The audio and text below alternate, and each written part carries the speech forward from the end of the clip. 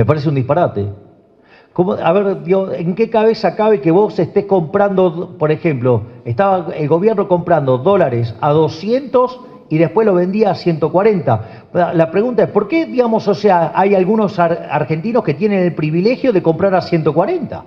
Es decir, además todo eso generó una emisión que hizo expandir la base en más de un 25, en cerca de un 25%. Entonces digo, me parece un disparate. Aparte, o sea, esto es muy importante entender. El sistema de precios es un mecanismo de transmisión de señal, de coordinación y ajuste.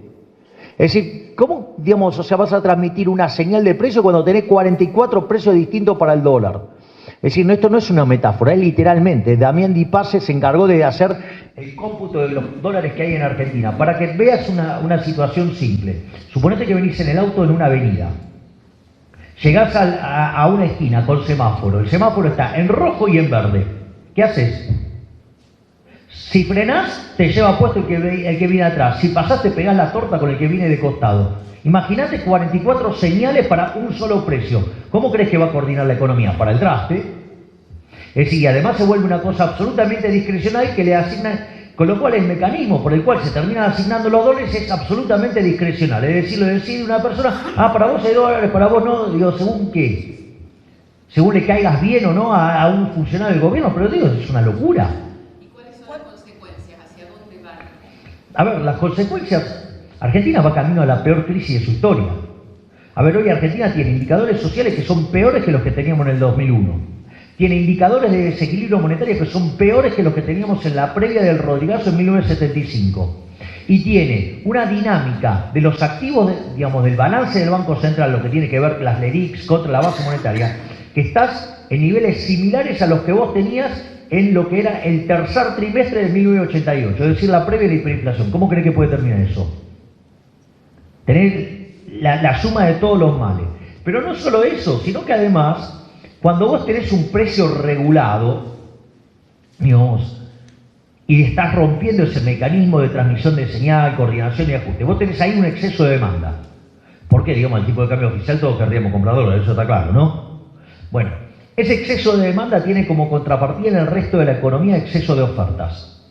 Entonces, en el mercado de bonos, ¿qué significa? Que el precio de los bonos se te hace torta, es decir, quiere decir que la tasa de interés está por las nubes, o sea, tenés un riesgo país estratosférico.